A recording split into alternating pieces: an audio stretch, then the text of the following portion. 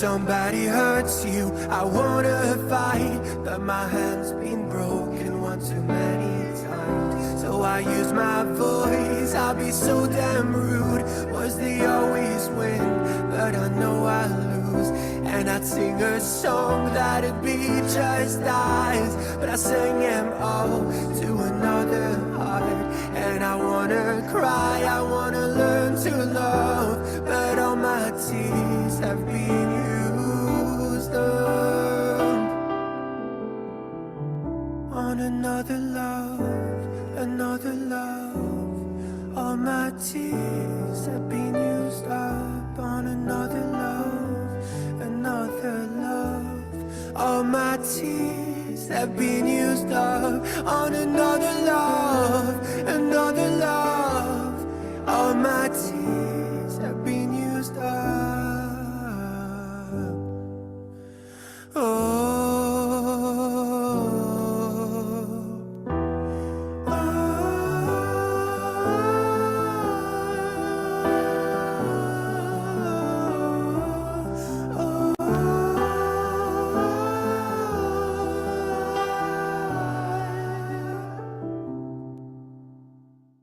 Girl, I like you, I do. I wanna be a friend, girl, shopping in the Benz. I like you, I do. I'll hit you when I land, can you fit me in your plans? I like you, I do. We went over to France and we woke up in Japan. I like you, I do. Oh girl, I know you only like it fancy, so I pull up in that Maybach candy. Yeah, your boyfriend will never understand me, cause I'm bad at police, girl, I can hear me. Let's take a little dip, little lady. Hit PCH 180.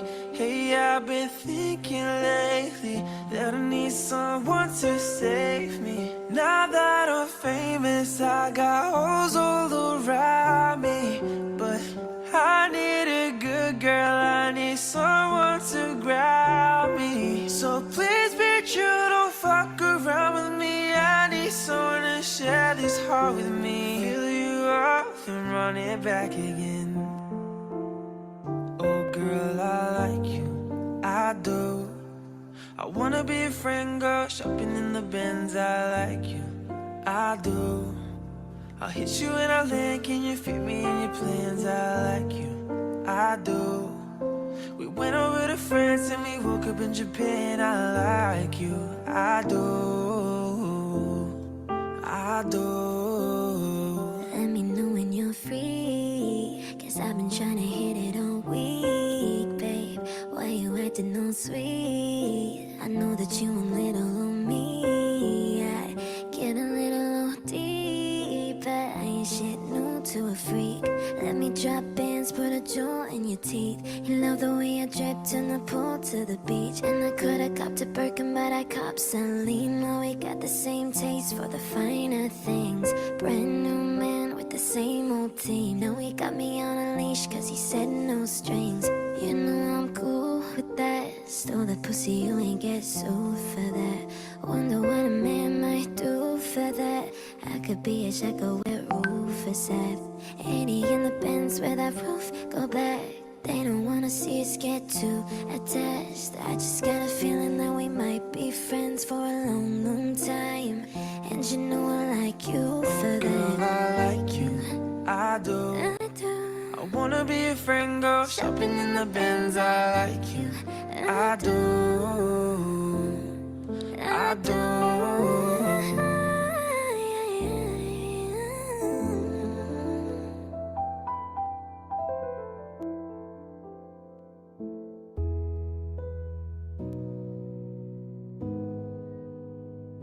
I've been seeing lonely people in crowded rooms,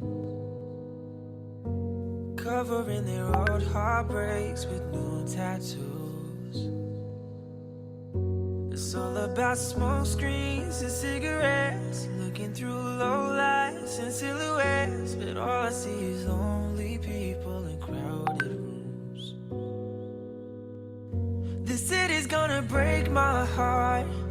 The city's gonna love me, then leave me alone. The chasing stars. It's been a couple months since I felt like I'm Teman home. mungkin ya. Am I getting closer to knowing 13. where I belong? The city's gonna break my heart. She's always gonna break your heart. Oh.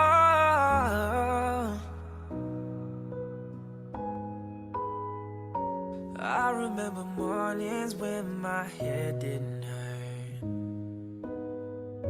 and I remember Jake. nights when art didn't feel like work. She wakes up at noon and she's out till 3. She leaves her perfume all over me. And I remember mornings when my head didn't hurt. Oh, the city's gonna break my heart. The city's gonna love me, then leave me alone. The city's got me chasing stars. It's been a couple months since I feel like I'm home. Am I getting closer to knowing where I belong? The city's gonna break my heart. She's always gonna break your heart.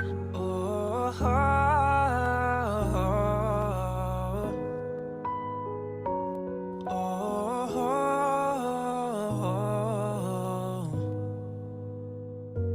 she got a hold on me. She got me wrapped around her finger. She got a hold on me. She got me wrapped around her finger. The city's gonna break my heart. The city's gonna love me, then leave me alone. The city's got me chasing stars. It's been a couple months since I felt like I'm home. Am I getting closer to knowing where I belong? The city's gonna break my heart. She's always gonna break your heart.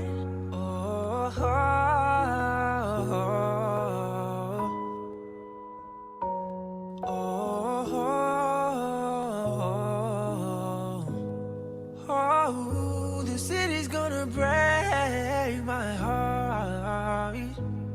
Yeah, she's always gonna break your heart. Oh.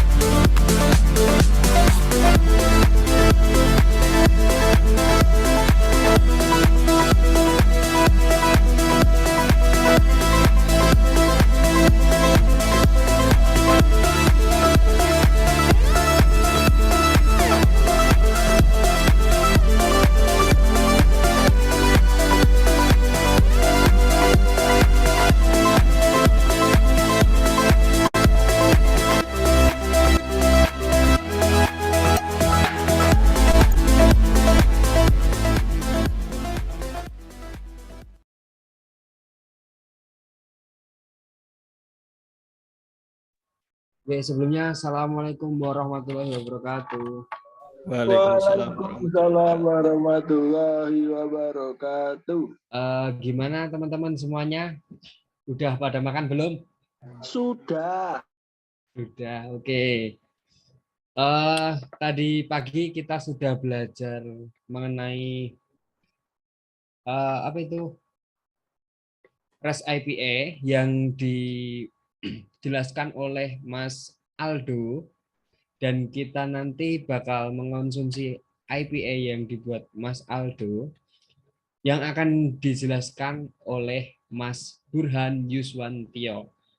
Monggo Mas Burhan Yuswantio nanti bisa memperkenalkan dirinya dan bisa lanjut ke pembahasan.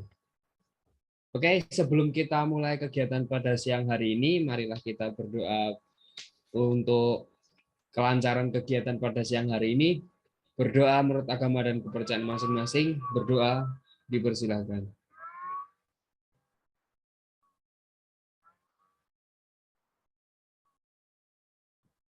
Berdoa selesai. Untuk sesi selanjutnya, ini nanti bakal ada penjelasan mengenai React Native Fundamental. Seperti apa itu nanti React Native Fundamental bakal dijelaskan oleh Mas Burhan Yuswantio. Monggo untuk Mas Yuswan Burhantio, waktu dan tempat saya persilahkan. Ya, terima kasih Mas Endo atas pembukaannya. Saya awali, Assalamualaikum warahmatullahi wabarakatuh. Waalaikumsalam warahmatullahi wabarakatuh. Ya, selamat siang teman-teman semua.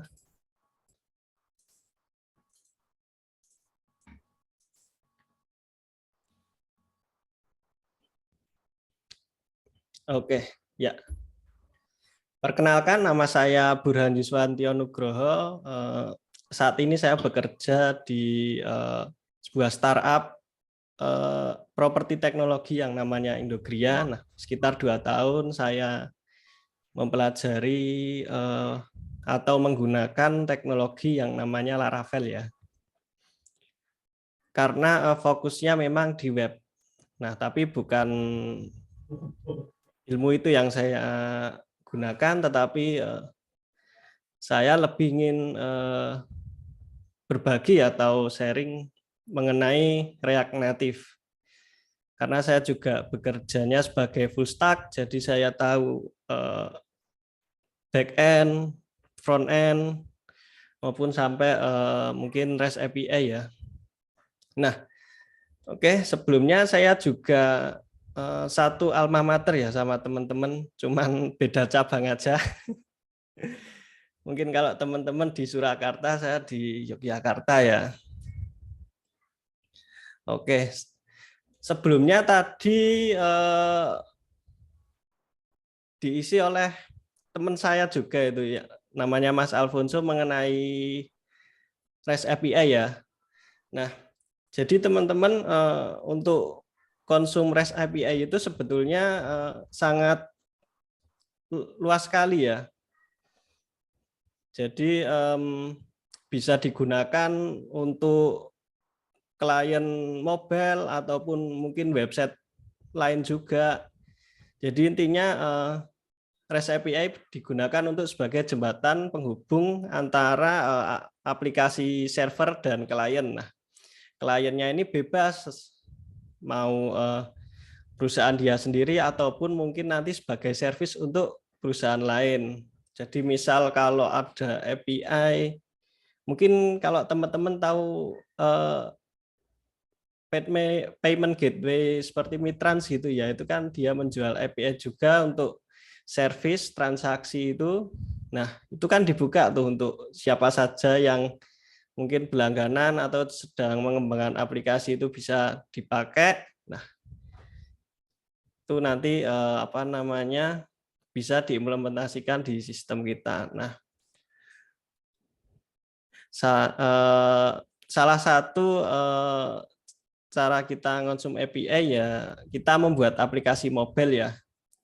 Ada banyak sih, mungkin teman-teman kalau udah pernah belajar juga itu ada Java native, Android Studio itu ya dulu, kalau zaman dulu awal-awal. Lalu ada muncul Kotlin. Jadi karena apa namanya, Java itu karena banyak sekali istilahnya itu codingannya terlalu panjang. Nah, disederhanakan di Kotlin. Nah, selanjutnya ada juga framework yang mempermudah. Mungkin yang terkenal di kalangan teman-teman mungkin ada yang namanya Flutter, ada juga React Native ya. Nah, di sesi kali ini saya akan sharing mengenai React Native dasar ya. Nah, di sini saya sebagai pengisi, bukan berarti saya pintar atau udah suhu gitu ya di React Native, cuman karena saya mungkin sudah mulai lebih dulu, jadi lebih dulu mempelajari React Native, jadi saya mungkin bisa sharing beberapa hal yang sudah saya lakukan dalam mengembangkan aplikasi React Native. Ya, React Native itu apa sih? React Native itu framework JavaScript yang digunakan untuk membuat aplikasi mobile. Nah, kalau aplikasi mobile semua mungkin Java Native bisa, Kotlin bisa. Nah, kenapa bedanya? Apa bedanya dengan ya mereka itu?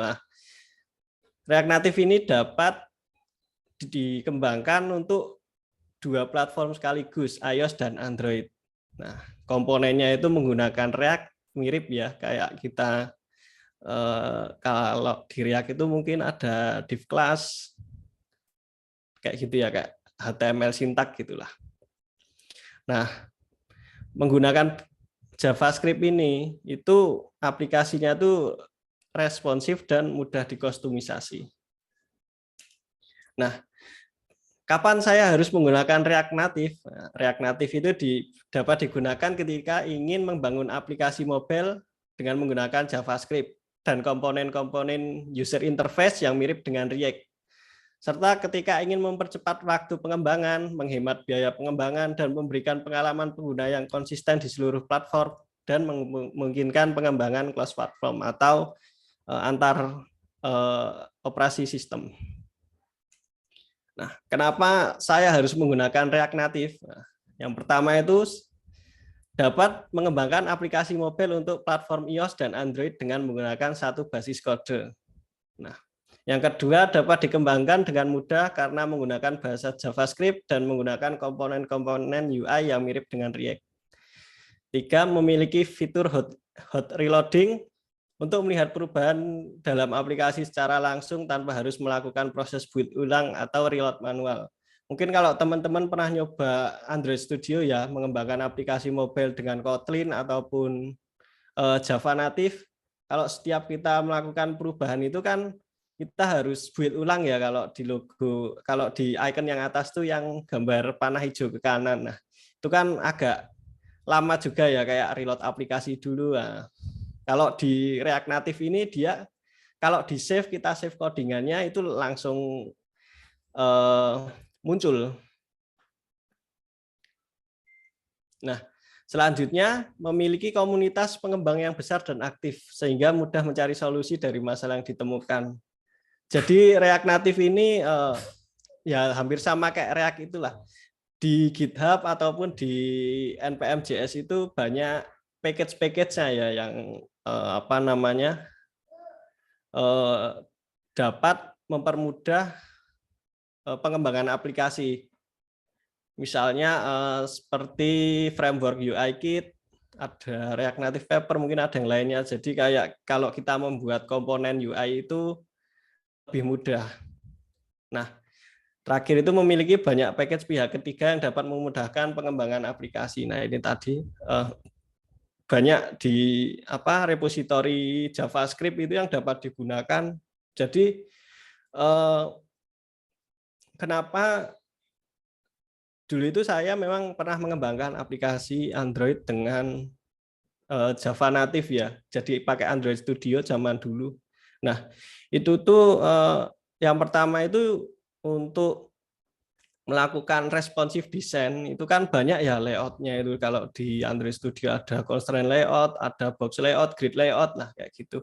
Nah, saya itu menemukan kendala kalau di berbagai ukuran. Dulu ada yang HP kecil lama, dulu itu kayaknya ada Samsung Galaxy Core itu ya kalau nggak salah, terus ada yang udah pakai HP baru. Nah, itu saya coba-coba itu pernah ngembangin itu ada yang ininya apa nggak kelihatan jadi gede banget, ada yang hilang. Nah, saya agak males ya kayak gitu. Jadi agak ribet juga setiap ukuran layar harus didefinisikan sendiri-sendiri ya gitu. Nah, yang kedua itu saya suka fitur hot reload tadi. Jadi ketika kita save codingan kita itu langsung bisa dilihat, nggak perlu klik apa itu kalau di Android Studio itu rebuild dulu lah ya, kan itu juga lumayan lama. Nah, lalu kemudahan dalam menampilkan tampilannya itu apa UI-nya termasuk isi logik-logiknya. Nah, dulu kalau misal saya ingat itu di Android itu Android Studio maksudnya saat mengembangkan Java ataupun Kotlin itu kalau kita ingin membuat sebuah card perulangan gitu ya, itu kayak kita perlu pertama tampilannya, kedua file Java-nya yaitu kalau nggak salah, terus harus ada adapternya. Nah itu menurut saya wah kok ngoding cuman ngeluarin data aja kok ribetnya segini. Nah saya cari-cari, wah ternyata ada framework yang mempermudah pengembangan aplikasi mobile. Salah satunya React Native. Kenapa saya milih React Native? Nah, karena React Native itu basisnya JavaScript ya. Nah, pertama itu ya tadi package-nya banyak banget. Yang kedua, kalau kita masuk nyemplung ke React Native ini, nah kita kalau mau mencoba ke React yang JS biasa, yang web ataupun ke Next.js, ke Vue.js, itu kita bisa belajar dikit-dikit lah. Jadi kayak nggak terlalu jauh banget. Karena saya pernah nyoba juga dulu setelah belajar React Native, saya nyoba Vue.js, ternyata ya mirip-mirip aja life cycle-nya, hanya perbedaan sintak aja. Nah, siapa yang menggunakan React Native? React Native itu dapat digunakan oleh mereka yang ingin mengembangkan aplikasi dengan cepat dan dapat digunakan di banyak platform. Jadi kalau teman-teman dapat proyekan nih full stack, misal aplikasi penjualan toko, nah, kan nggak mungkin juga kalau hanya dikembangkan di mobile app, nah, servernya mau ditaruh mana gitu. Nah, salah satunya kan ada server menggunakan Laravel ya, dibuat sekalian dengan REST API-nya. Disimpan di hosting, nanti kita sebagai pengembang React Native-nya ini tinggal konsum API, panggil-panggil, nah sudah bisa digunakan. Nah, banyak sih aplikasi besar yang digunakan yang menggunakan React Native. Di antaranya ada Facebook, Instagram, Discord, dan SoundCloud yang Android maupun iOS. Karena sebetulnya React Native ini juga dikembangkan oleh Meta ya, jadi ada Facebook, Instagram itu nggak mungkin juga atau mereka membuat bahasa pemrograman tapi mereka sendiri nggak menggunakannya.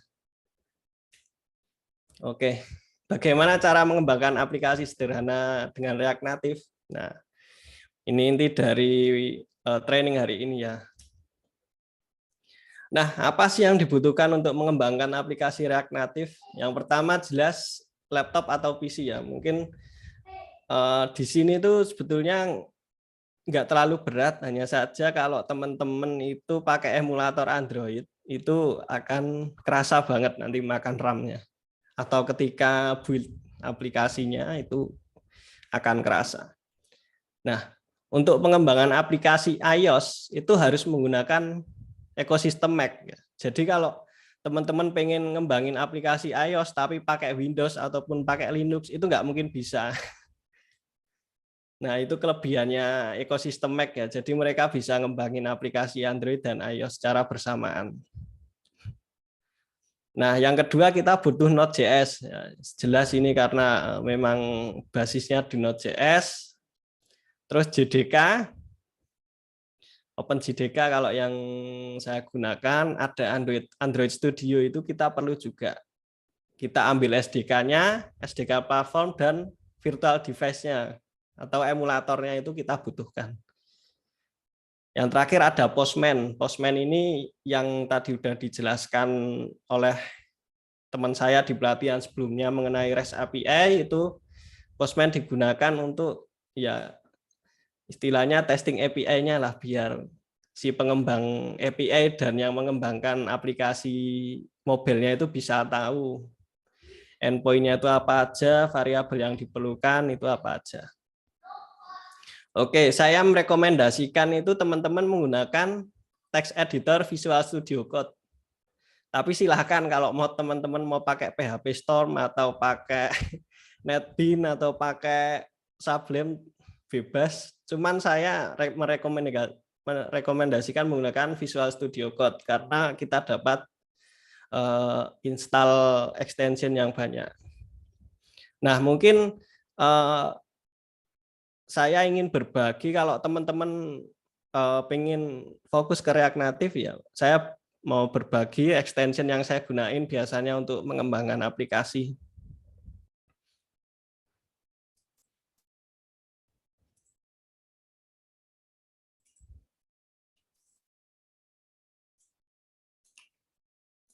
Nah, ini saya kirim ke chat ya. Nah, teman-teman nanti kalau pakai Visual Studio Code bisa buka link URL itu, nanti diimport ke Visual Studio Code-nya masing-masing. Nah, sama saya kasih link untuk dokumentasi Postman API-nya yang sudah dikembangkan di pelatihan sebelumnya ini untuk keperluan kita pengembangan aplikasinya.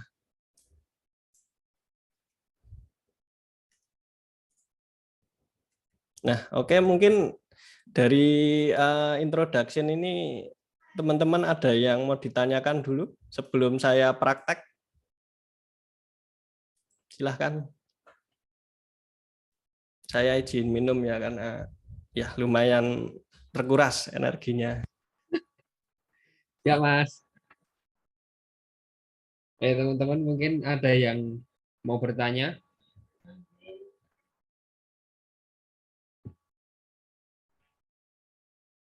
Enggak. Oke. Mungkin belum Oke, ada. kalau tidak ada saya lanjut aja ya. Mungkin tadi belum terlalu masuk jadi belum bingung.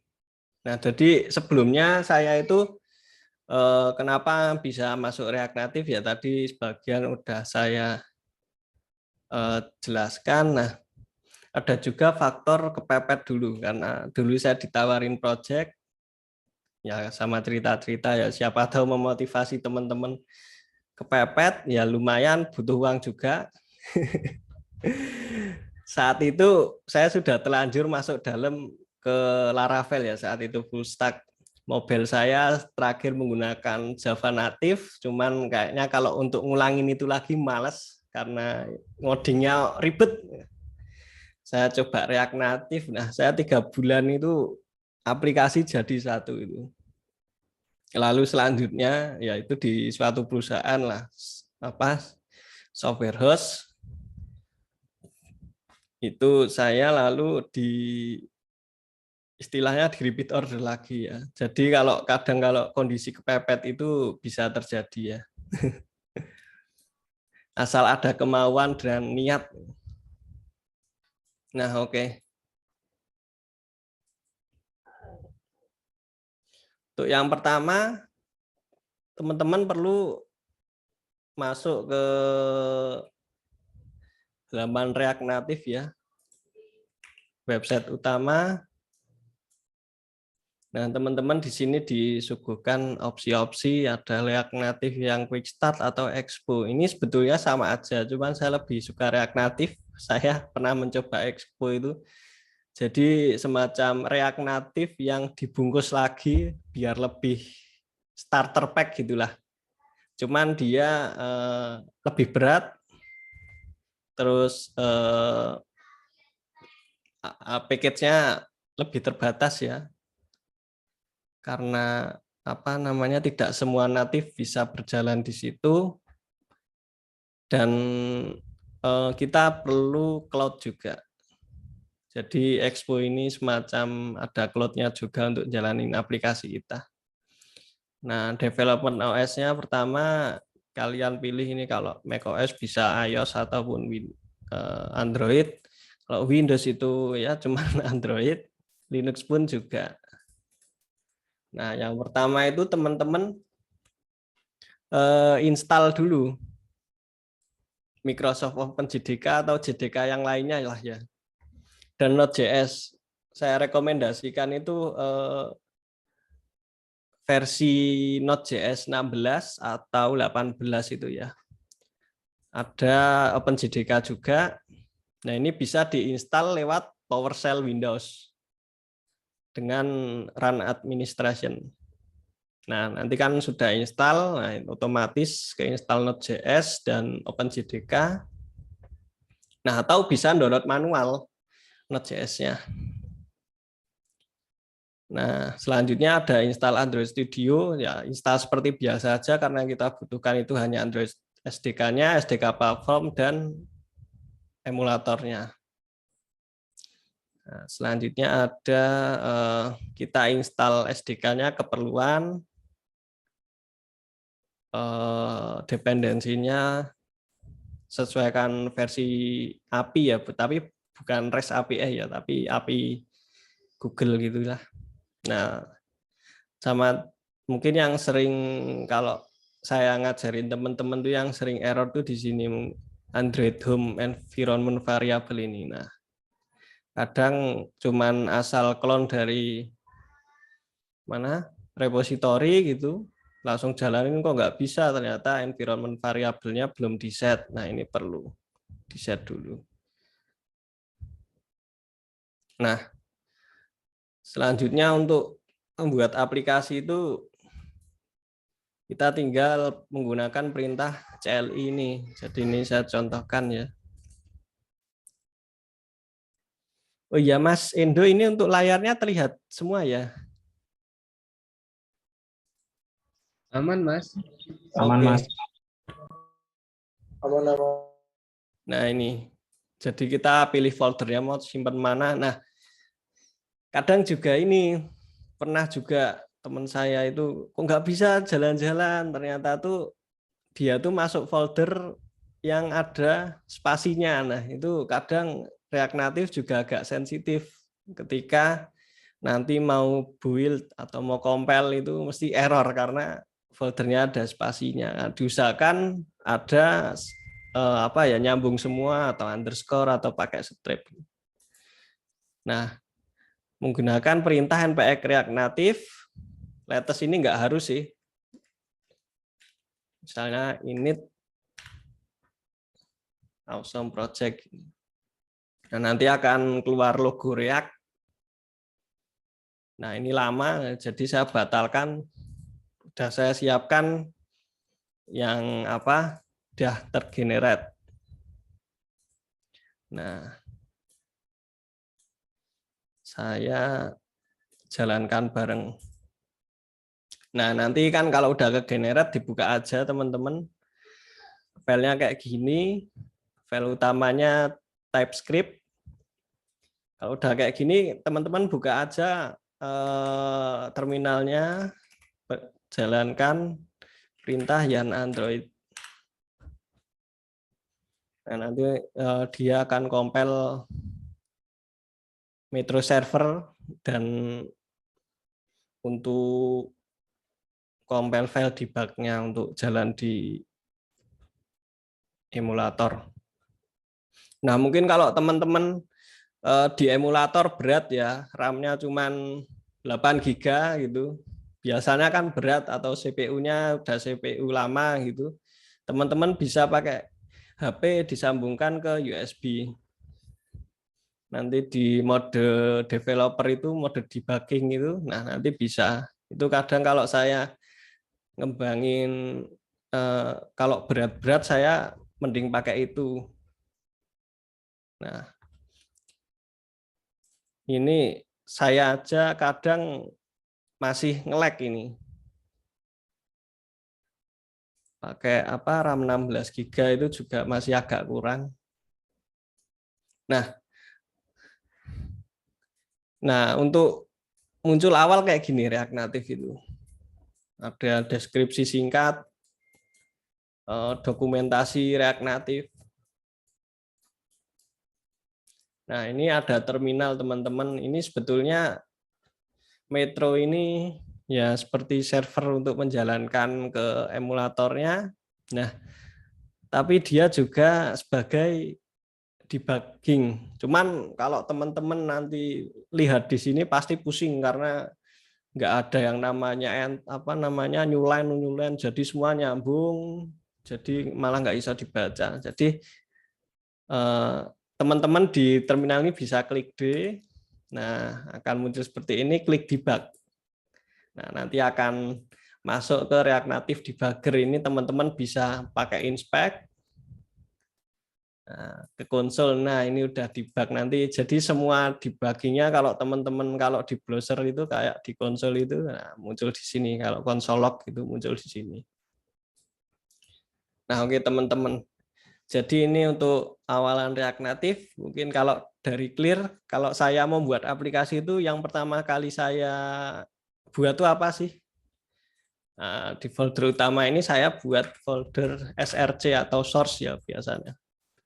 Kalau saya merujuknya kemana itu saya merujuknya ke Atomic Design namanya. Kalau teman-teman di internet ada banyak pattern-pattern, banyak bentuk cara pemfolderan gitu. Nah, saya pakai yang Atomic Design. Nah, di folder src ini ada file namanya apptsx.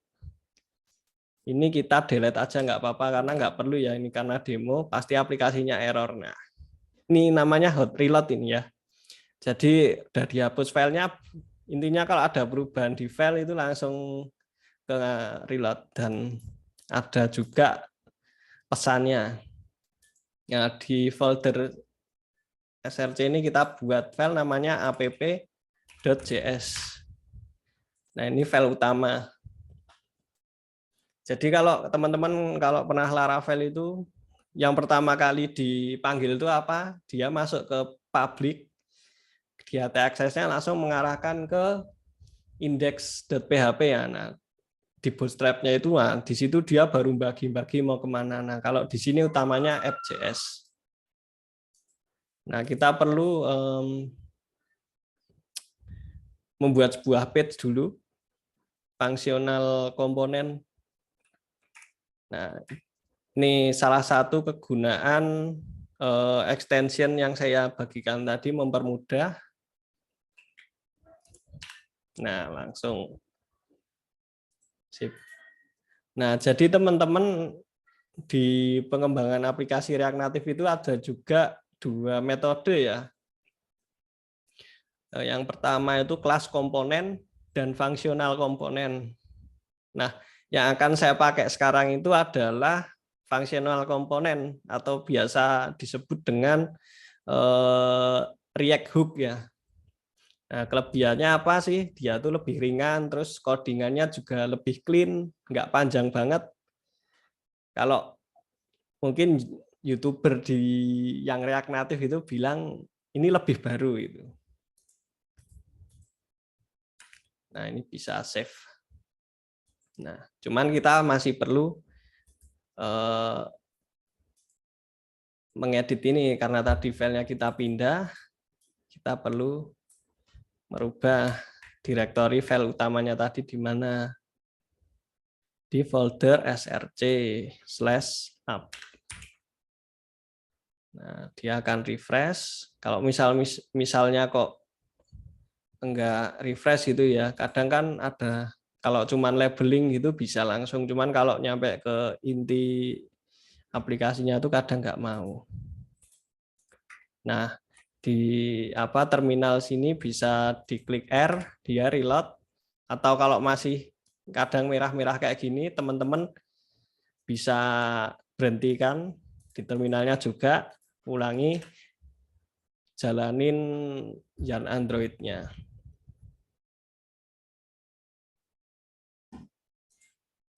Nah, emang kadang kalau resource kita terbatas, misal CPU atau RAM-nya kurang gitu, kadang ya refresh-nya kadang gagal gitu.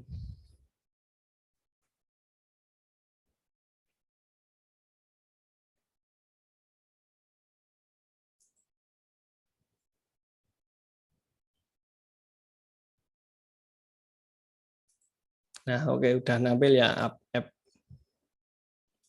Nah, ini seperti biasa teman-teman kalau kayak ngoding React atau HTML, kita bisa kasih style.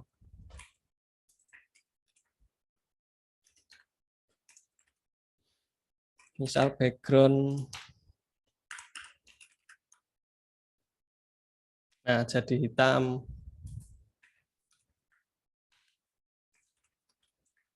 Tulisannya saya kasih jadi warna putih misalnya. Nah, cuman saya nggak akan membahas terlalu dalam di sini karena mungkin ini adalah sebuah hal yang umum. Mungkin pengembang yang bukan dari JavaScript atau mungkin pengembang CSS gitu mungkin paham lah kalau ini ya. Nah, selanjutnya saya akan melihatkan package yang akan digunakan di sesi hari ini, yaitu adalah React Native Async Storage. Ini kegunaannya adalah untuk menyimpan ke local storage, menyimpan data ya dalam bentuknya nanti JSON, di stringify, disimpan di situ, lalu nanti kalau ngambilnya di parse. Jadi data yang tersimpan di async storage ini dia tidak akan hilang asalkan tidak di clear data. Jadi walaupun aplikasinya tutup buka gitu dia tetap ada. Lalu ada React Navigation native ini. Nah, React Navigation ini digunakan sebagai kalau teman-teman itu tahu itu halaman ya.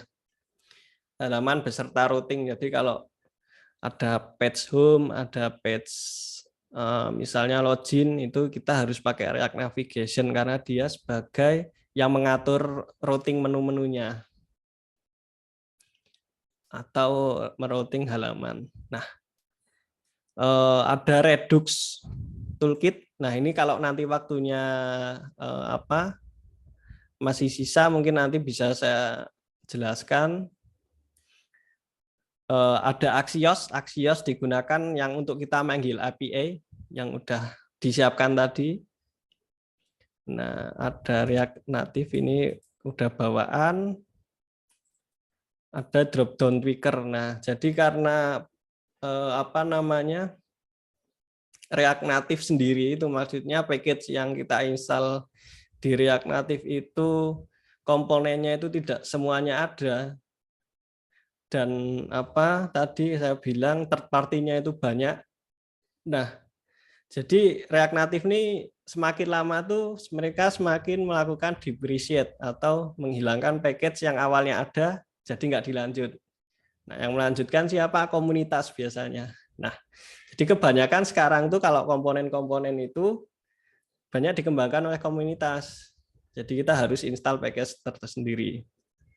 Nah, kayak kalau di HTML itu ada select option itu. Nah, kalau di bahan React Native nggak ada. Kita harus install React Native drop down picker. Ini salah satunya. Nah, oke teman-teman. Mungkin saya biar agak cepat yaitu saya jelaskan aplikasi yang sudah saya siapkan. Nah, di folder src ini tadi ada app.js. Jadi gini teman-teman, konsepnya itu natif ya. Jadi kita dari parent-nya itu paling atas tadi dari index.js, dia baca, lalu aplikasi utamanya itu ada di app.js. App.js sebagai child-nya dari index tadi, lalu nanti dia ngesup lagi ke bawahnya ada router ini. Nah, navigation container itu apa sih? Ini tuh yang React Navigation tadi yang untuk mengatur page-nya. Jadi kan dia harus dikasih di paling atas ya, biar page-nya bisa terbaca. Nah, di dalam halaman itu susunannya ada router. Router ini ya kalau teman-teman tahu di Laravel atau web itu biasanya routing atau route web itu ada halaman splash screen, ada halaman login, ada halaman home, create laporan, dan testing. Nah, oke. Saya mundur sedikit. Di sini kan ada di dalam folder SRC ini bebas sih teman-teman mau kasih folder apa, cuman saya mengacu ke Atomic Design.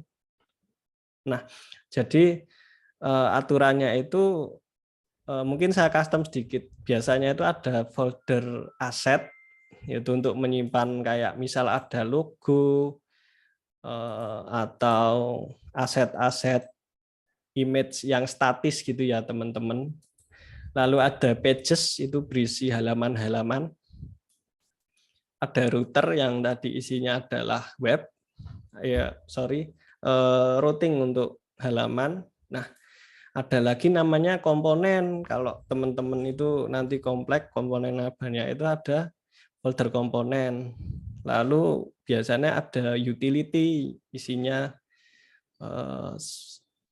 biasanya itu kalau kita ingin membuat form atau config Axios gitu, kita masukin ke utility. Lalu ada namanya folder Redux kalau kita pakai Redux. Nah, oke. Jadi dari app.js tadi akan masuk ke router, file router index.js ini. Dia di sini akan mapping. Awalnya apa nih? Route name-nya ke Splash. Berarti ketika aplikasi dibuka, dia akan membuka halaman Splash. Kita coba ya. Yang tadi kita close dulu.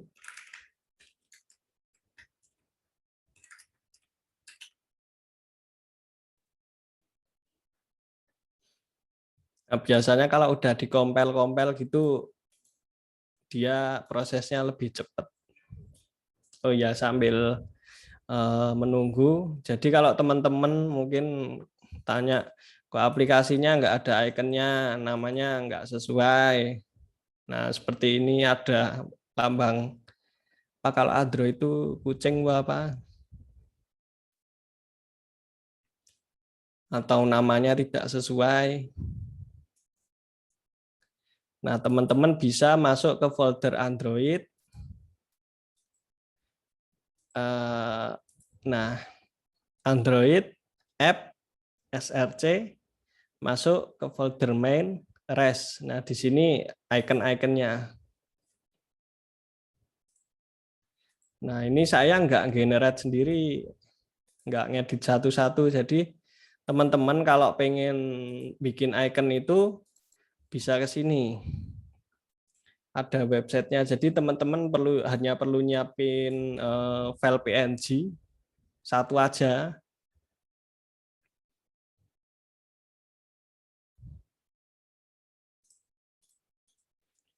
Hanya perlu nyiapkan satu aja, nanti mereka generate, tinggal teman-teman kasih nama aja. Itu icon yang rounded atau icon yang kotak.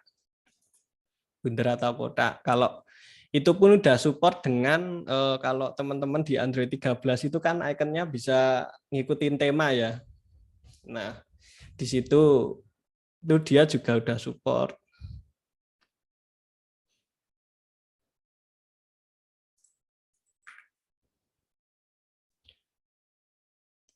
Nah, ini ada sedikit error, kita ulangi compile-nya.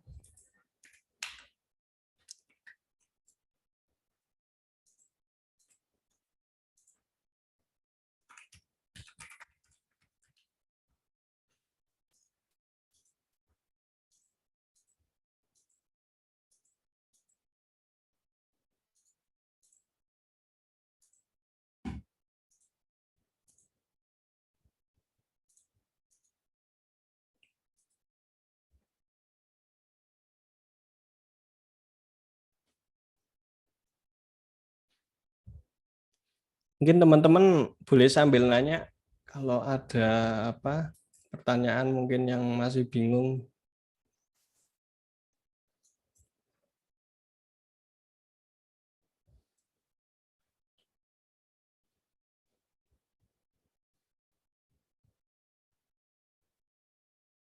Nah,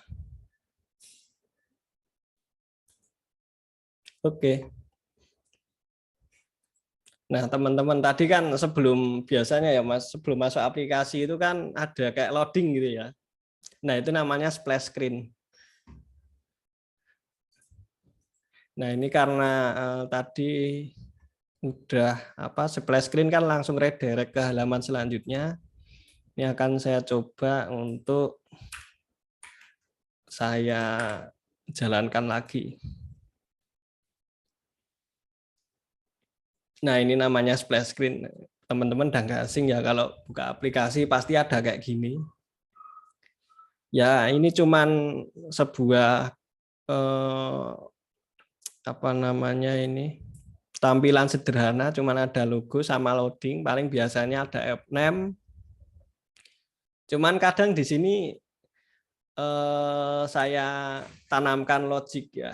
Misal di sini kita melakukan pengecekan kalau aplikasi itu tuh sama usernya dia udah login atau belum.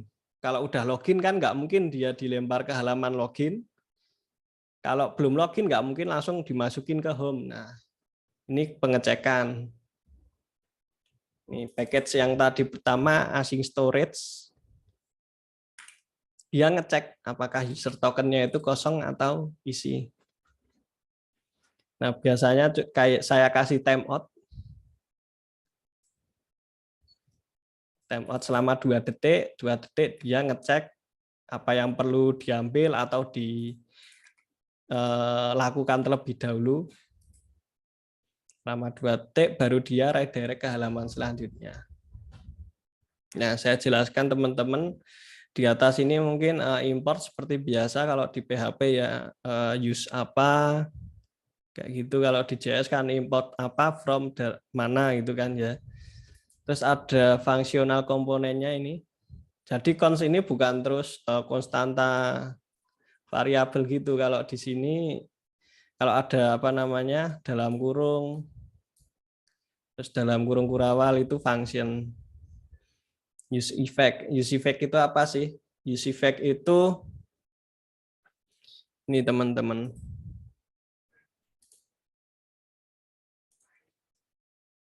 Salah satu hook itu ya salah apa namanya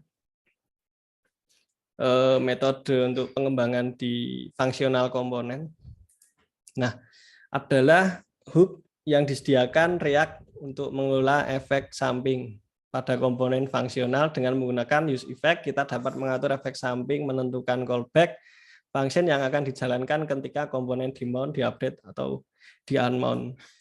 Jadi kalau di kelas komponen itu kalau teman-teman pernah dengar komponen did mount, will unmount, will mount. Jadi sebelum komponen itu dijalankan, pas dijalankan sama setelah dijalankan. Nah, kalau kita menggunakan fungsional komponen kita pakainya use effect. Nah, use effect ini banyak, jadi cuman kayak use effect kayak gini toh. Tapi sebetulnya fungsinya banyak ini. Nah, ini salah satu efek apa? Enaknya kalau pakai VS Code dan install ekstensi itu nah, udah tinggal pakai. Nah, ini ada berupa callback, ada dependensinya. Nah, jadi cuman kayak gini tapi dia ngaruh banget ya. Kalau misal kita menghilangkan dependensi di sini, dia yang di dalam ini akan berjalan terus. Jadi misalnya di sini console log first, itu dia akan first nggak selesai. Saya contohkan ya, misal ini kan tadi use effect-nya saya login ini, ya, saya lupa ini. Misal saya hapus, saya console. Nah, kita bisa lihat di ininya. Oh, sorry. Ini di splash screen ya, jadi kayaknya kurang enak kalau untuk kita nyoba-nyoba, karena harus reload. Ya udah kita lanjut ke halaman login aja ya. Intinya tadi dia ngecek di halaman splash itu dia ngecek apakah di local storage itu ada user token atau enggak. Kalau ada berarti dia ke halaman home, kalau belum ada dia login gitu. Nah, ini halaman login mahasiswa ini. Saya mungkin nggak perlu jelasin ya di bagian ini karena view ini umum sekali. Ada style, terus kelas-kelas mungkin yang teman-teman nggak asing ya, position, top, margin kayak gitulah ya. Nggak perlu. Cuman mungkin catatan aja untuk teman-teman yang mengembangkan aplikasi itu butuh scroll view ini. Jadi kalau nanti teman-teman ngembangin di emulator itu layarnya besar. Nah, kalau nanti tiba-tiba aplikasinya dipakai orang yang HP lama gitu, jadi dia nggak mungkin besar sendiri atau rusak tampilannya, tapi dia akan scroll. Nah, oke. Yang pertama mungkin akan saya jelaskan mengenai state, teman-teman. State itu apa sih? Nah, state itu adalah sebuah objek yang berisi data yang akan digunakan dalam komponen. Saat data pada state diubah, React Native akan memperbarui tampilan pada aplikasi secara otomatis untuk mencerminkan perubahan yang terjadi pada data. Dengan menggunakan state, pengembangan dapat membuat aplikasi yang responsif dan dinamis. Jadi, kalau teman-teman ingat dulu semester awal ya, mungkin belajar Java itu kayak ada getter and setter ya. Nah, salah satu hook yang digunakan di fungsional komponen itu adalah useState. Jadi akan saya contohkan gini aja. Saya punya misal kalau teman-teman kalau di PHP kan deklarasiin variabel, misal judulnya dinamis ya, const judul sama dengan lapor mahasiswa. Nah, ini sebenarnya nggak masalah sih di sini. Oke, ada variabel namanya judul. Nah, kalau kayak gini variabel ya teman-teman. Const terus nama variabel sama dengan ini disebutnya variabel atau objek. Nah, kalau yang login proses, proofs, ada sama dengan, terus ada kurung-kurungnya, mungkin kayak gini, itu disebutnya function. Kalau di PHP public function, kalau di sini kan const function sama dengan apa gitu. Nah, ini kita bisa tinggal tampilkan misalnya di bagian login mahasiswa ini kita duplikat. Tinggal kita panggil aja. Namanya tadi judul. Nah, lapor mahasiswa. Ini bisa teman-teman. Nah, jadi teman-teman sambil menjelaskan aplikasinya lapor mahasiswa, juga saya jelasin logiknya ya. Jadi kalau saya nambah-nambahin apa yang agak aneh ya, harap dimaklumi saya sambil jelasin dikit-dikit. Daripada saya buat halaman baru lumayan lama nanti buang waktu. Nah, ini misal ganti judul.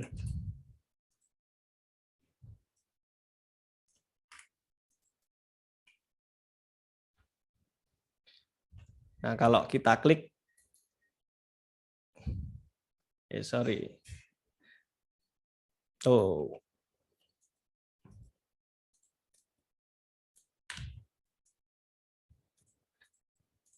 Nah, ini.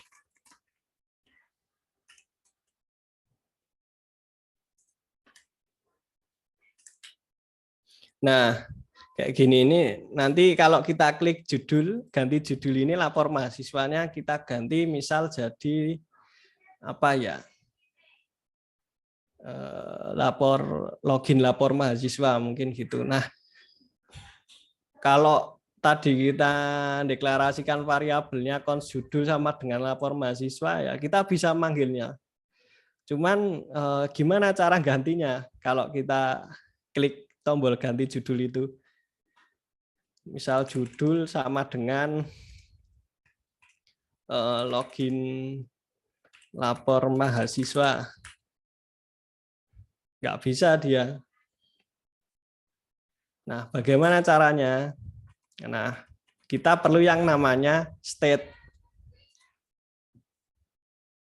Nah, kita perlu membuat istilahnya kalau di Java itu dulu getternya apa namanya judul, terus headernya apa set judul.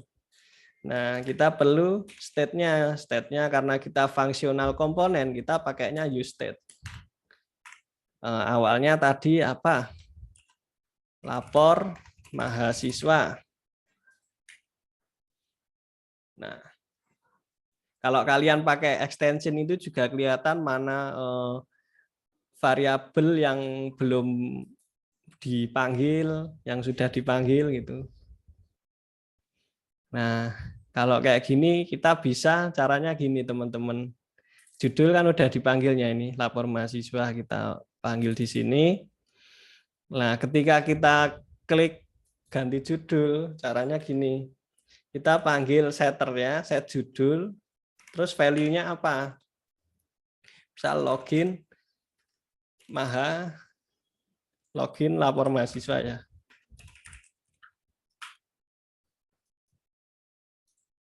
Oh, sorry, ininya double. Nah, akan ganti kan. Jadi ketika kita klik klik ganti judul, kita akan set judulnya tadi menjadi login lapor mahasiswa, value-nya di sini tergantikan, lalu judulnya kita panggil langsung berubah. Nah, oke, itu salah satu untuk membuat variabel dinamisnya ya. Oke. Mungkin teman-teman ada yang mau tanya dulu tentang state-nya ini. Ini adalah contoh simpel. Oke, nggak ada ya, saya lanjut. Mungkin saya akan tambahkan contoh lagi.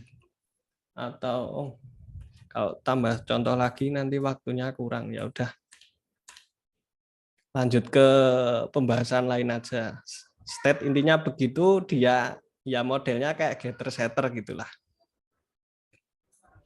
Ya, saya kembalikan. Nah, oke teman-teman, ini halaman login.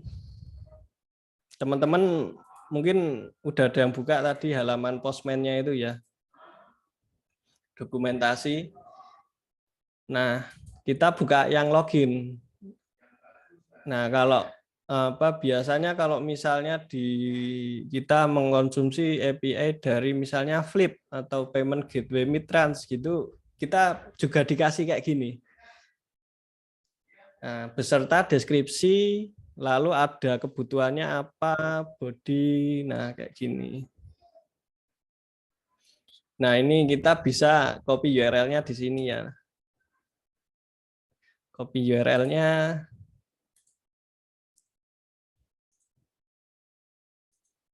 Nah, kita paste di sini.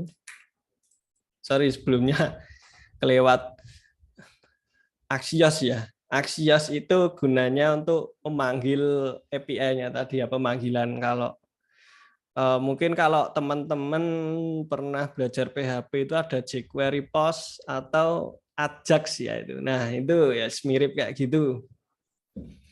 Kalau di React Native bawaannya ada fetch, namanya fetch. Fetch-nya metodenya ada post, ada get. Nah, kalau Axios ini enaknya kenapa? Enaknya itu dia udah otomatis nyesuaiin header, terus apa nanti datanya yang dihasilkan itu lebih kompleks, jadi terlihat semua nanti kontennya apa, headernya apa itu kelihatan, dan otomatis dia kedeteknya JSON. Kadang kan kita kalau ngembangin aplikasi, kalau lupa ngasih application JSON-nya, dilala servernya juga nggak teliti. Nah itu nanti malah ngembalinya file HTML kan nyebai ya. Nah kalau kita di sini kembalinya langsung file JSON, jadi nggak mungkin error. Nah oke. Yang pertama Axios. Lalu melakukan metodenya post. Ini ada metode post dan get. Kita sesuaiin aja di postman-nya tadi. Metodenya apa? Post. URL-nya apa? Lalu ada body-nya atau query-nya ya, formnya. Nah ini formatnya, jadi format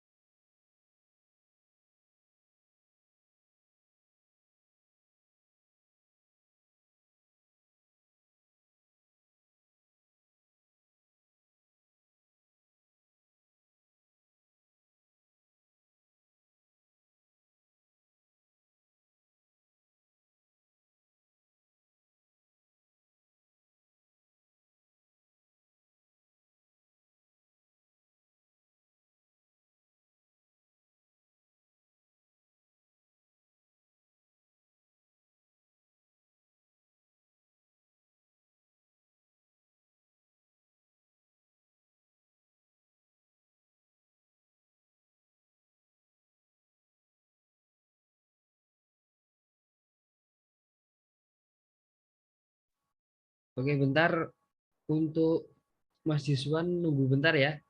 Ada sedikit kendala.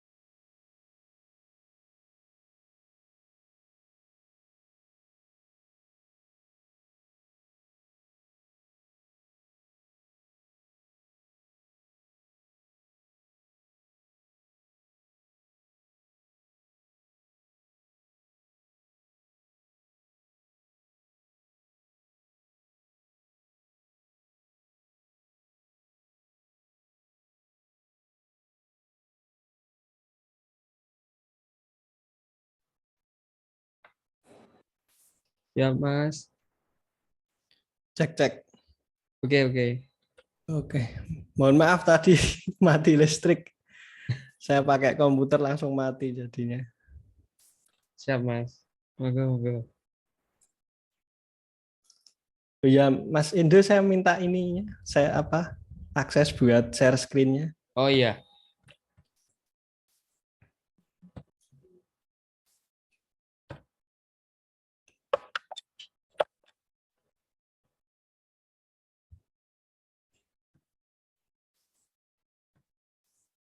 Monggo, Mas. Sudah, Mas. Matur nuwun, Mas. Siap.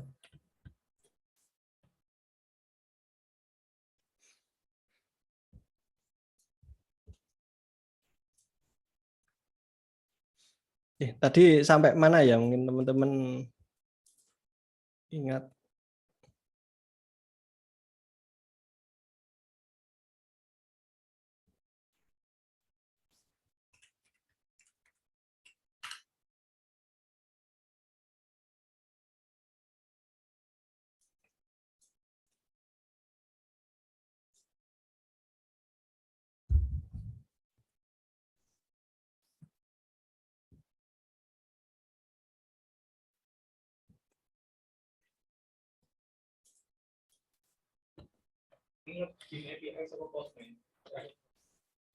Oke, tadi sampai ini ya, API. Oke.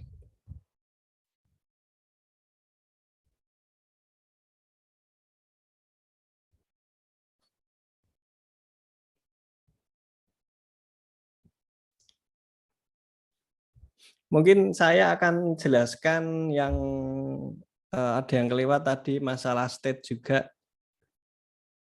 Jadi kalau teman-teman pernah ngoding di HTML itu ya atau PHP biasa ataupun Laravel itu kan kalau kita membuatkan form lalu ada input di situ kan ada name ya.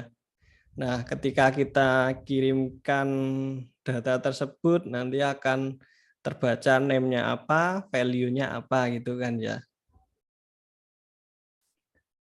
Cuman kalau di React Native ini berbeda. Dia nggak ada name ini terus nanti disimpan dia keluar value-nya apa gitu nggak bisa.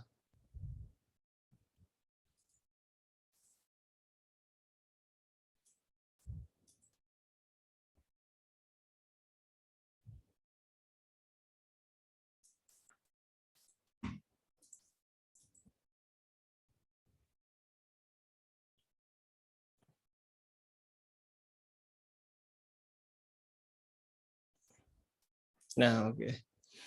Kita lanjut di halaman login. Nah, defaultnya text input tuh kayak gini ya. Dia stylenya apa, keyboard tipenya kalau mau di custom misal hanya nomor atau apa gitu ya. Ini misal nomor, terus yang password huruf biasa. Terus ada secure text entry itu kalau password dia langsung jadi bintang. Nah, ini kan teman-teman bisa sih nulis bebas gini. Cuman value-nya itu mau disimpan di mana gitu loh kan. Kalau kayak gini kan nggak ada variabel yang nyimpen. Jadi kalau kita klik login gitu nggak mungkin ada yang kepanggil. Nah, cara nyimpennya juga pakai state. Nah, di sini saya nyiapkan 2 state ya. Ada name dan password beserta setternya, set name dan set password. Nah, ini akan saya udah ada isinya ya, misalnya name ini, password ini. Akan saya panggil ada namanya property value. Isinya name dan password. Oke, ketika saya save otomatis akan terganti. Nah, cuman masalahnya kalau kayak gini lalu kita tambah-tambah angka dia nggak bisa.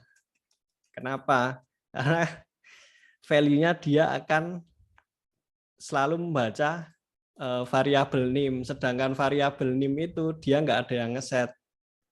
Nah, makanya perlu kita trigger. Nah, triggernya itu pakai apa? Pakai onChange text. Jadi ketika dia teksnya yang di dalam ini berubah, dia ngapain? Dia akan set nim. Dia memanggil set nim dan mengisi value nim-nya itu dengan apa yang ada di form ini. Nah, makanya dia gatuk. Jadi ketika cengnya onChange text dia tambah angka 2, oke, nim-nya otomatis dia kan jadi 2. Jadi udah terupdate. Nah, itu yang dinamakan responsif. Oke.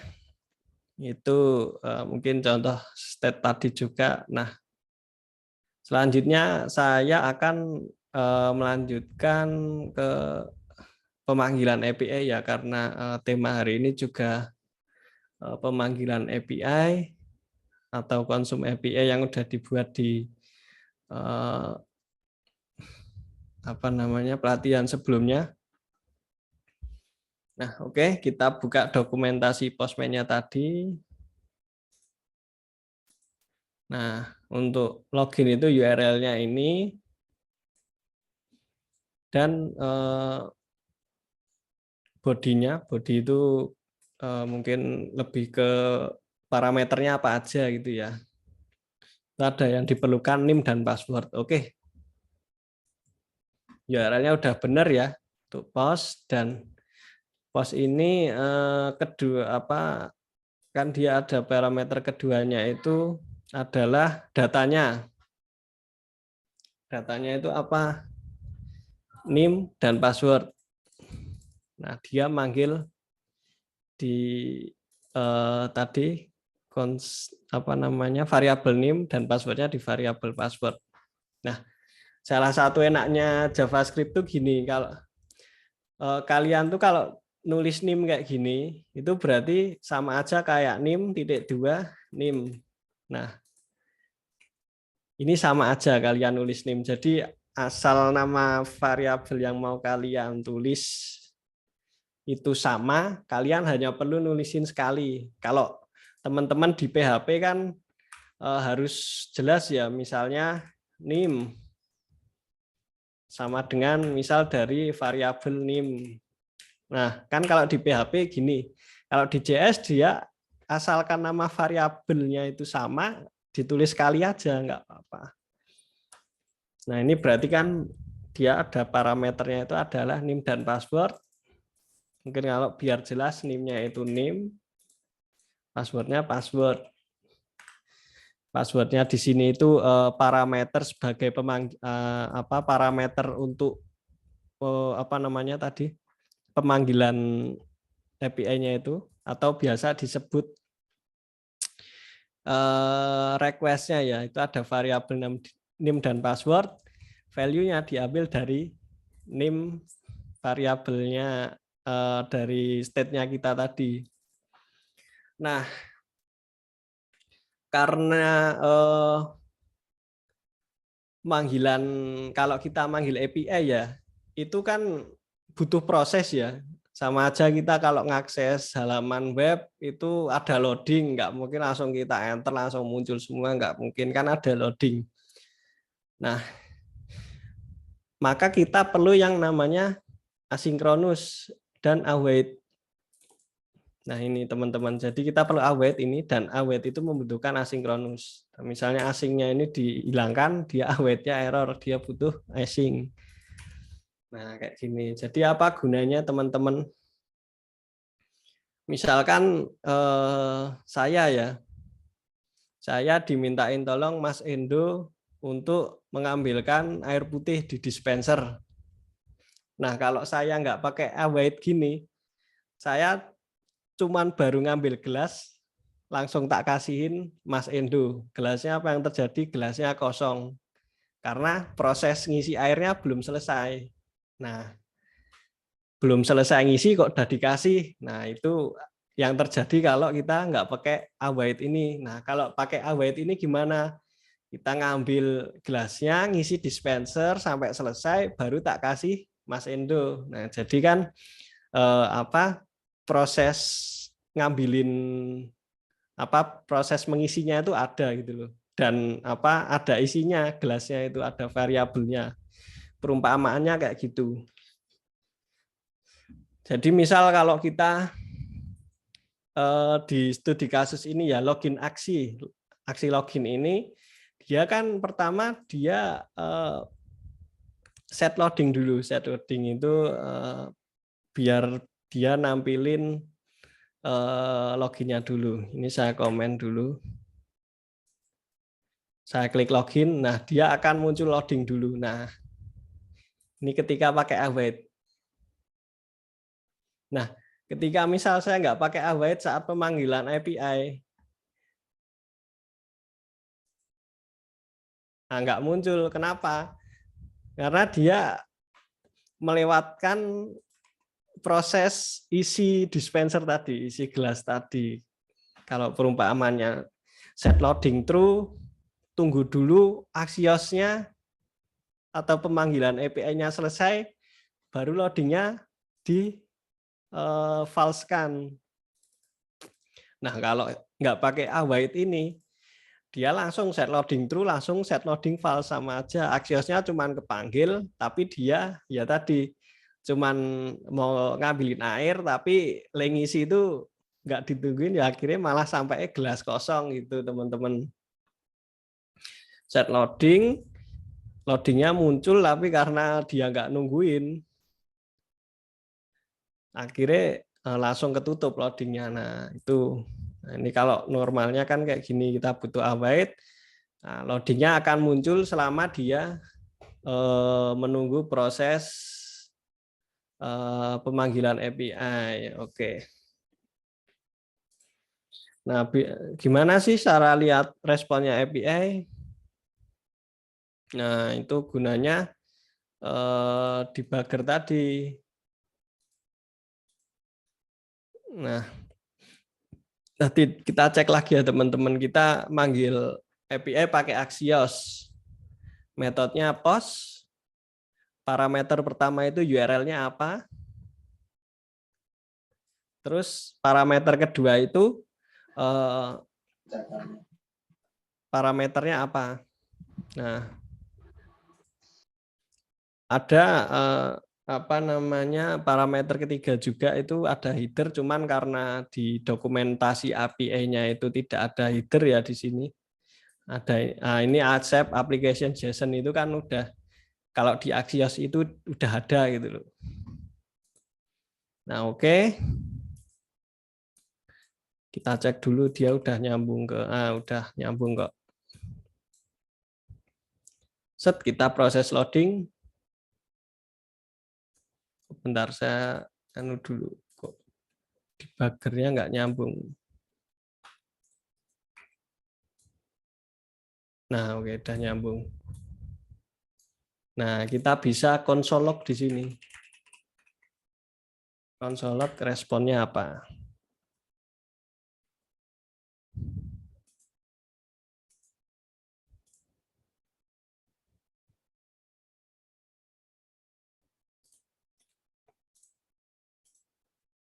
Nah, ini dia. Kelewat tadi. Nah, ini saya dulu ya, biar nggak mempengaruhi prosesnya. Nah, ketika kita klik login, nah ini hasil responnya. Datanya apa? Ada akses token, ada token tipenya, terus ada usernya. Nah, ini pemanggilan post yang pertama ya untuk aksi login. Nah, kalau Axios tuh gini lengkapnya, dia ada config-nya, dijelasin datanya yang dikirim itu apa aja tadi, ada name, value-nya ini, password-nya apa gitu. Terus URL-nya itu apa? Nah, ada status juga. Nah, itu lengkap. Tinggal kita bikin logiknya. Oke. Udah berhasil nih login. Kita mau ngapain aja kalau udah berhasil login secara API-nya? Oke, yang pertama kita nyimpen nih data user datanya tadi ke dalam local storage. Nah, di sini kan ada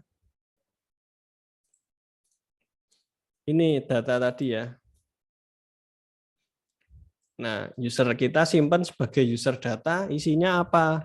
Isinya itu adalah responnya masuk ke objek data lalu user. Nah, user ini dan seisinya kita masukkan ke dalam local storage yang namanya user data ini. Nah, tapi perlu di stringify dulu. Kalau di PHP itu kita perlu JSON encode dulu, dan untuk aksesnya nanti menggunakan JSON decode. Oke, itu yang pertama, kita memasukkan user datanya ke local storage. Oke. Selanjutnya apa yang kita perlu? Nah, yang kedua, kita menyimpan tokennya itu ke dalam local storage juga. Nah, kenapa tokennya perlu disimpan? Nah, karena aplikasi itu kalau kita udah login, misalnya kita ingin manggil halaman home, itu kan ada API lagi tuh, misal API dashboard. Nah, di situ perlu ada yang namanya token. Nah, makanya kita perlu nyimpen tokennya untuk bisa ngakses di halaman selanjutnya itu. Nah, kita simpen. Nah, kenapa lebih ribet ini, kayak lebih belibet atau lebih banyak? Karena sebetulnya sama aja sih, mau di istilahnya itu variabelnya itu mau di mapping di depan atau di belakang. Kalau di depan tuh kita ngeset dulu isinya, tipenya, terus tokennya dulu, atau mau kita masukin semua segini sedata, cuman kan nanti berat. Yo lengkap tapi berat. Nah, jadinya saya pilih aja. Saya isi tipe tuh dari mana? Dari respon, terus dari objek data, masuk ke objek data lagi, lalu ambil token tipenya. Nah, lalu yang token juga gitu, ambil dari akses tokennya. Kalau kita dimiripin, disamain sama yang user data tadi, misal langsung dari semua data ini kita simpen. Nah, nanti data yang nggak perlu itu malah berat-beratin. Nah, gitu. Oke. Jadi ada data yang perlu disimpan sama enggak. Misalnya ini kalau user itu ada password juga, ini sebetulnya nggak perlu. Oke. Jadi disesuaikan aja teman-teman sama responnya. Jadi kadang ada yang pemfolderannya sendiri-sendiri, misal data token di folderin sendiri, dibuat objek sendiri, user dibuat objek sendiri, itu silahkan. Jadi sebetulnya kalau kita jadi pengembang front end atau API itu nggak perlu pengembang aplikasi klien atau mobile programmer kayak gini tuh kita nggak perlu tahu apa proses yang di belakang, entah database-nya apa, lalu apa namanya proses di API-nya tuh ngapain aja, itu nggak perlu. Kita hanya perlu baca dokumentasi yang ada di sini aja yang udah mereka berikan. Jadi nggak usah ini login tuh ngapain aja sih di dalam, misal create token apa-apa, itu kita nggak perlu tahu itu. Jadi sebetulnya tugas kita tuh mudah. Jadi cuman kadang kalau jadi pengembang front end itu kadang kalau misalnya buat aplikasi mobile gitu, yang disalahin pertama kita, padahal kadang yang salah tuh ada di bagian API-nya gitu. Jadi ya kita garda terdepan karena ya aplikasi utamanya kan mobilnya itu kan. Oke, selanjutnya setelah kedua itu disimpan ya, tadi kita udah punya di local storage, udah ada user data dan user token. Selanjutnya ngapain? Kita masukin ke halaman home. Nah, caranya bagaimana? Ada props navigation replace login, replace ke halaman home. Nah, selanjutnya perlu tuas juga untuk apa? Untuk memberitahukan kalau login itu berhasil. Nah, login berhasil di bawah ini. Oke, login berhasil, kita masuk ke halaman dashboard. Oke. Nah, teman-teman kan di sini ada, saya akan nulis tadi props, navigation, replace. Nah, ini kok kayaknya apa sih ini? Jadi props ini properti, teman-teman. Nah, mau tahu isinya apa aja, kalau udah pernah pakai React.js atau JS yang lain pasti tahu isinya ya.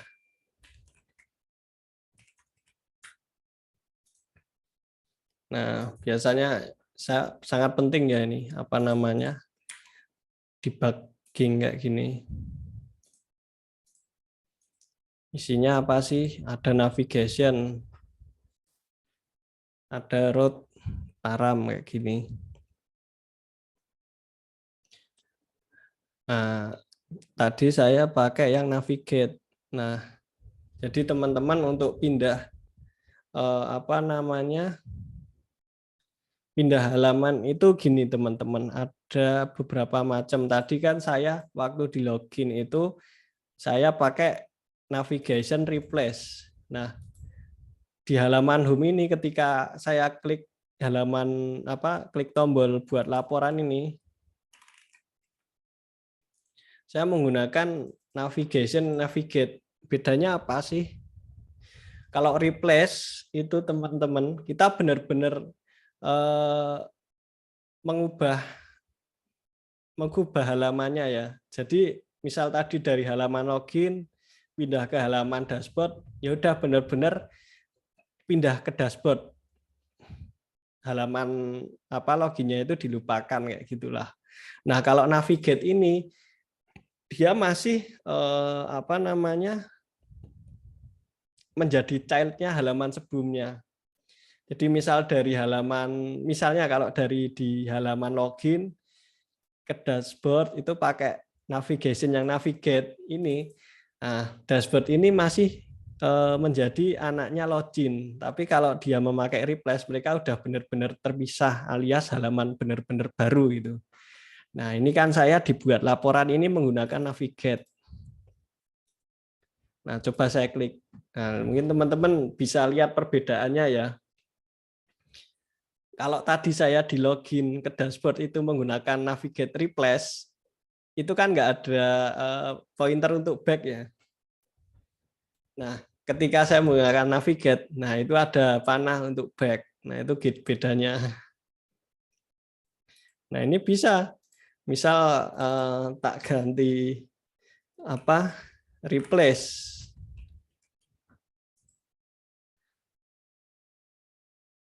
Nah, ketika saya hilang kan backnya gimana? Jadi benar-benar ter-replace gitu loh. Halamannya benar-benar kayak kereset dari nol gitu.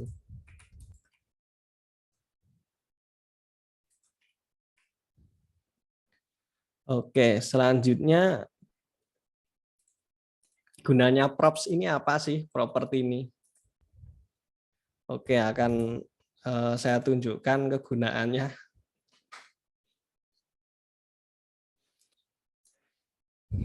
Misalnya teman-teman di halaman buat laporan ini itu perlu nyisipin suatu parameter. Mungkin kalau di kayak PHP atau Laravel itu kalau ketika kita redirect ke halaman detail project gitu ya, atau detail gitulah, kan dia perlu yang namanya parameter ID biasanya. Nah, makanya disisipin di URL. Nah, ini hampir mirip juga. Nah, ketika kita buat laporan, nah ini ketika kita klik tombol buat laporan, kita kan ke halaman create laporan. Nah, kita bisa nyisipin parameter di sini, misalnya ID mahasiswa misalnya. Isinya berapa? Sorry, nggak perlu petik. Value-nya berapa? Value-nya 222 misalnya. Oke. Nah, oke, kita klik buat laporan. Nah, di halaman buat laporan itu cara ngaksesnya gimana? Cara aksesnya kita bisa memanggil props.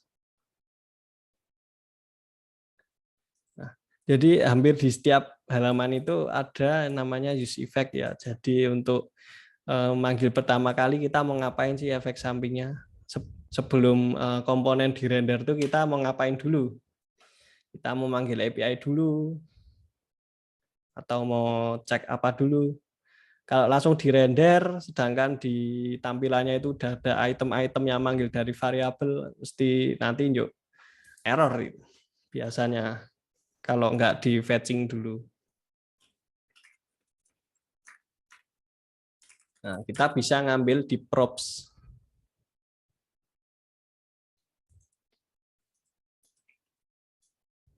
Nah, di bagian root dan params. Nah, kita bisa ambil di sini. Di props, root, params, dan ID mahasiswa filenya 222. Misal kalau di halaman lain gitu perlu ada parameter lain gitu. Misal kita contoh ID mahasiswa. Misal ada list mahasiswa, terus tapi kita ingin bikin halaman detail mahasiswa, tapi kok nggak ada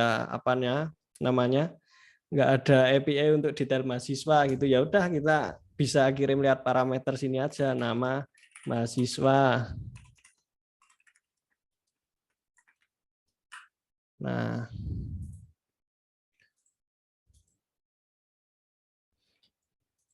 kita klik lagi buat laporan, kita cek lagi props-nya. Nah, di parameter nama mahasiswa. Nah, itu untuk manggil parameternya.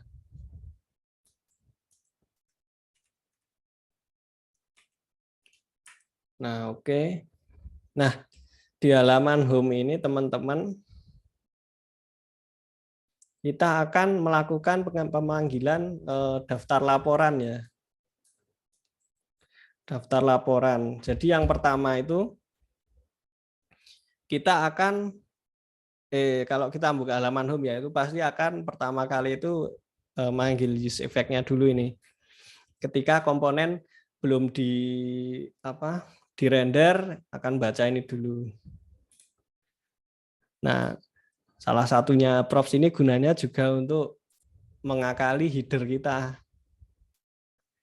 Dashboard misal nambah tombol logout di pojok kanan ini ada config-nya juga.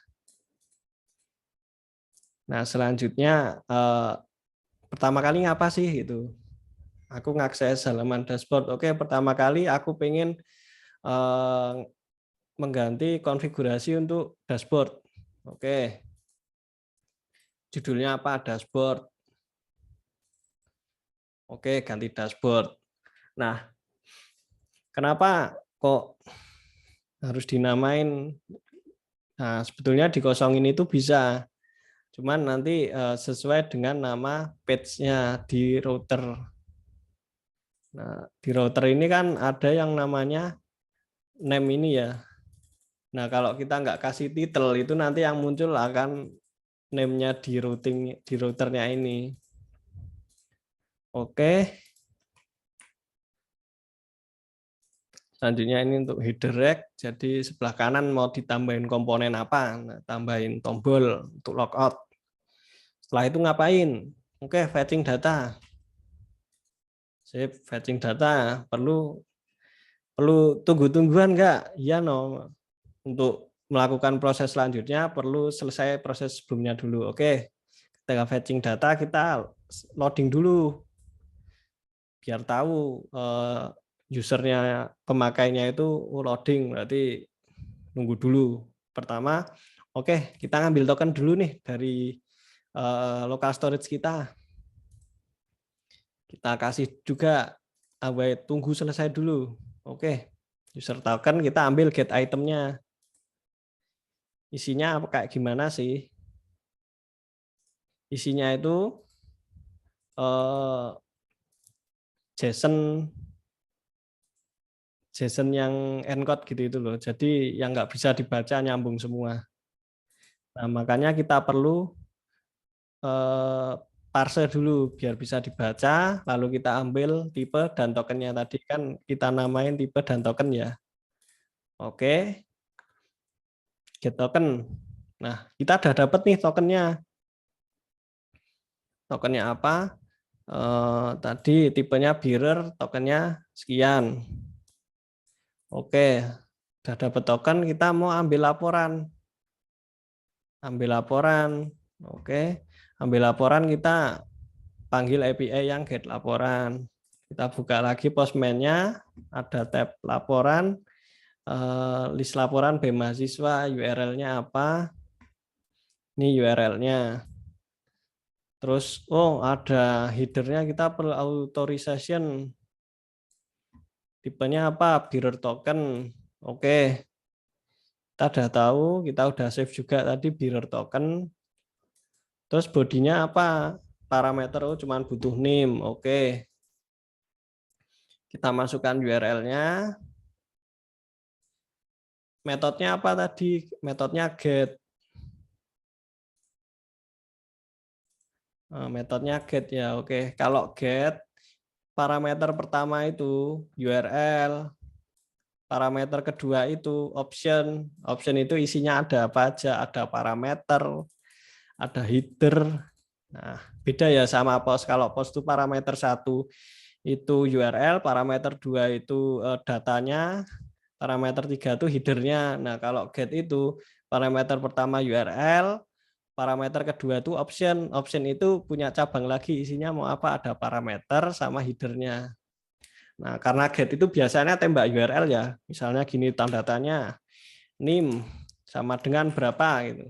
Itu bisa, memang aslinya kayak gitu kan. Itu bisa, cuman kalau saya lebih suka rapi, lebih suka kayak gini dan jelas gitu loh, dibacanya enak. Nah,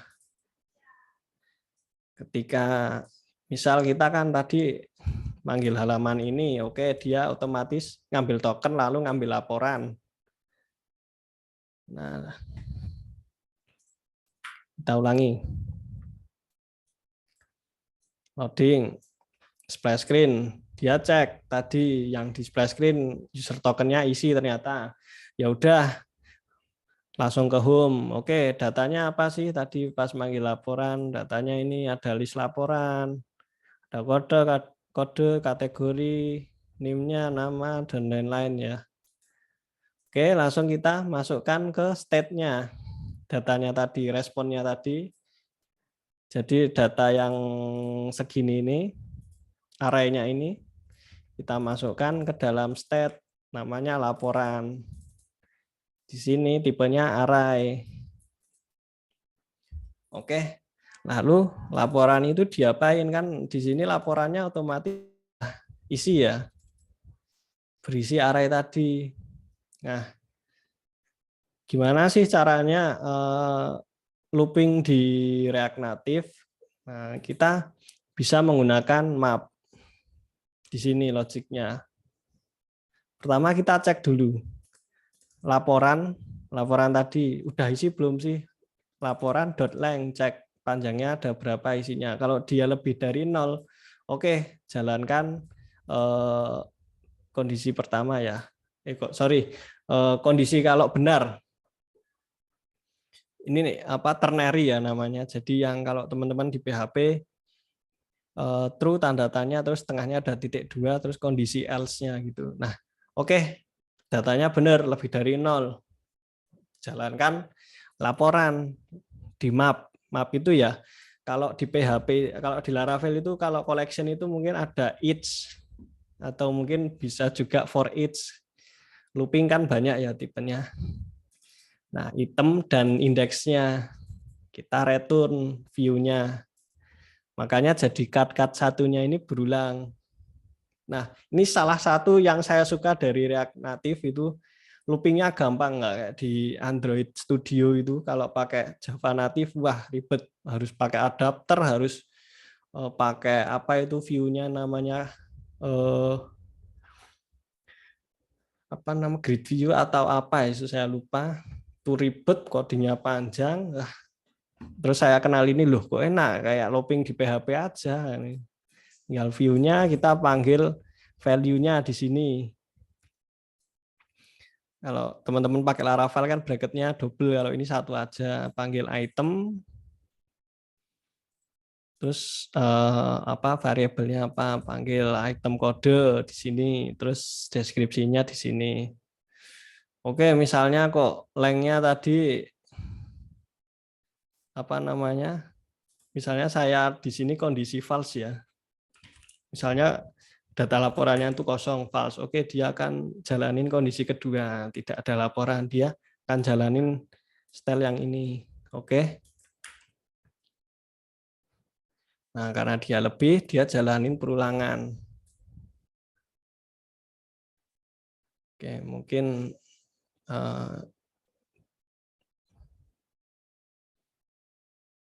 nah, mungkin gini teman-teman, kan ada aplikasi yang nggak memperbolehkan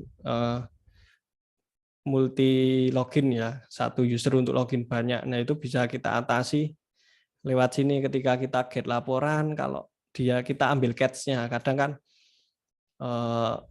kalau tokennya udah nggak valid, kita kalau misal login terus ada user lain login kan token kita otomatis expired. Nah, kita cek di sini. Expired itu biasanya 401 kodenya, unautorized itu. Nah, apa yang kita lakukan? Kita mengosongkan local storage kita dan kembali ke halaman login. Nah, gitu. Misal jadi async storage-nya kan kosong, local storage-nya kosong, kita nggak punya user data, nggak punya user token, nah otomatis login dulu kan. Nah, itu gitu logiknya. Oke. Sebetulnya masih ada satu juga yang untuk create laporan, cuman mungkin waktunya udah nggak memungkinkan. Mungkin itu yang bisa saya sampaikan di pelatihan siang hari ini ya teman-teman. Mungkin dari teman-teman, dari bahasan yang saya jelaskan tadi ada yang masih kurang paham atau mungkin di luar pembahasan saya tapi yang masih skopnya React Native mau ditanyakan silahkan. Monggo saya serahkan kembali ke Mas Indo ya. Iya, Mas.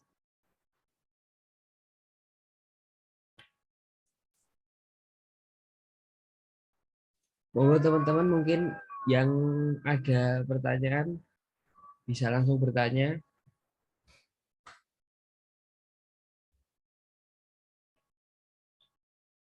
Mumpung ada Mas Yuswan.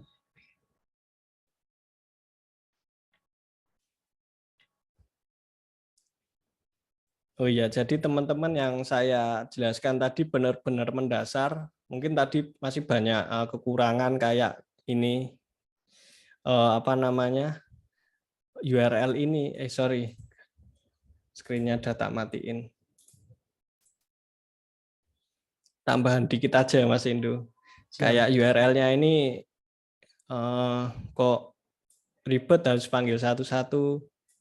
Nah, ini kita perlu namanya global state ya untuk nyimpan variabel base URL-nya. Nah, perlu tadi ada Redux juga untuk nyimpan apa variabel tapi yang tingkatnya global. Jadi ini ada sedikit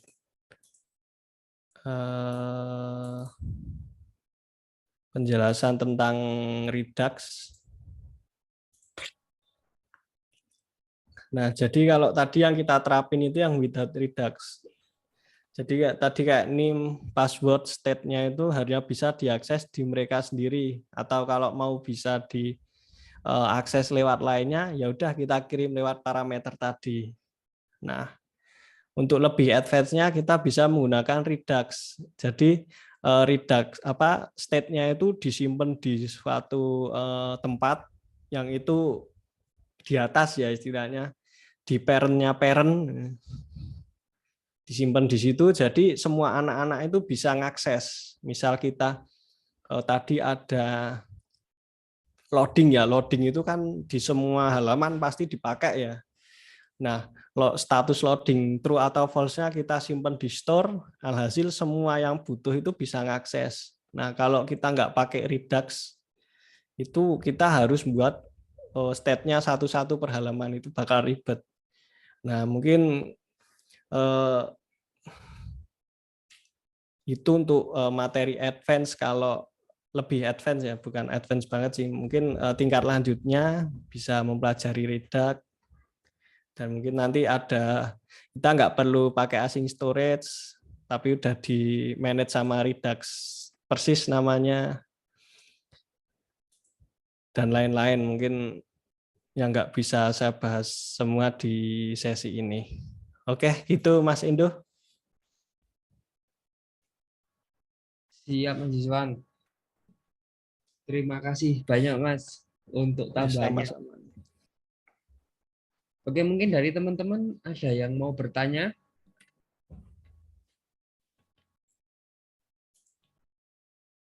Silahkan. Silahkan monggo dari teman-teman kalau ada yang mau bertanya. Mumpung masih ada Mas Yuswan.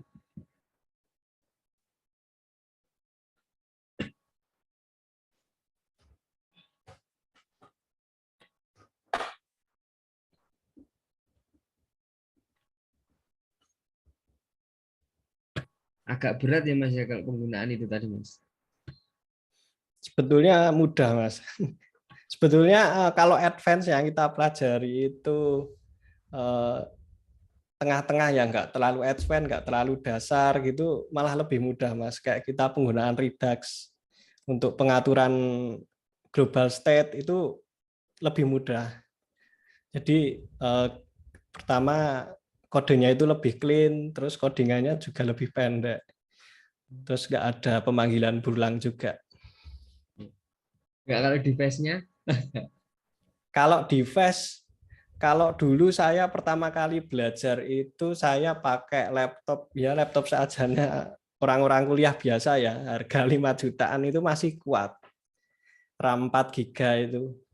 Cuman mungkin kalau saya tadi sambil Zoom, sambil buka browser, dengerin lagu gitu nggak bisa. Jadi hanya fokus buka Visual Studio Code dan emulator 1 gitu cukup itu Mas. Ya, ya, ya. Maksudnya nggak ada batasan kalau ingin belajar React Native harus spek bagus, enggak. Ya dikuat-kuatin aja. Tetap bisa jalan pakai misalnya device asli gitu. Biasanya saya pakai HP juga disambungin ke USB gitu. HP-nya saya taruh sebelah daripada pakai emulator karena lebih ringan ya. Ya. Siap, siap Mas. Mungkin untuk teman-teman sekalian saya share untuk link presensinya.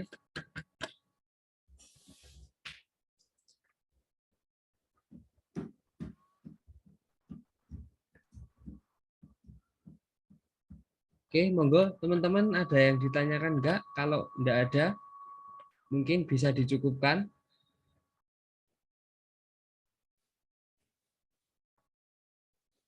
Oke, nggak ada ya? Enggak ada ya Mas ya. Sepertinya teman-teman sudah paham juga.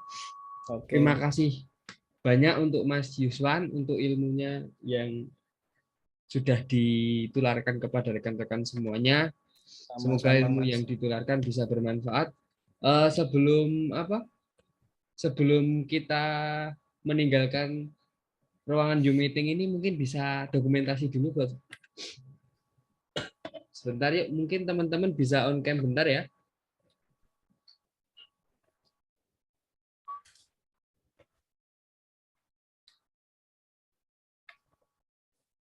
Ya mungkin teman-teman bisa on cam, yang lainnya.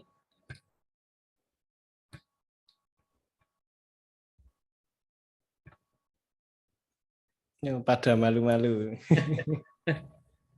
Ya.